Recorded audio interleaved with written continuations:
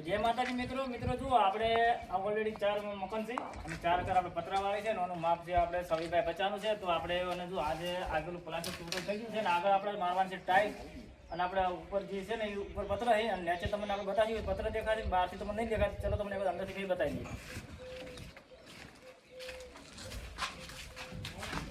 જો આપણે અંદર પત્ર નાખેલો છે આ પત્રને આપણે ટોટલ આપણે નીચે સિમેન્ટ મારવાની છે એટલે તમને પાછું પત્ર નહીં દેખાય. તમને પાછળ ગેલેરી છે તમને બતાવો પાછળ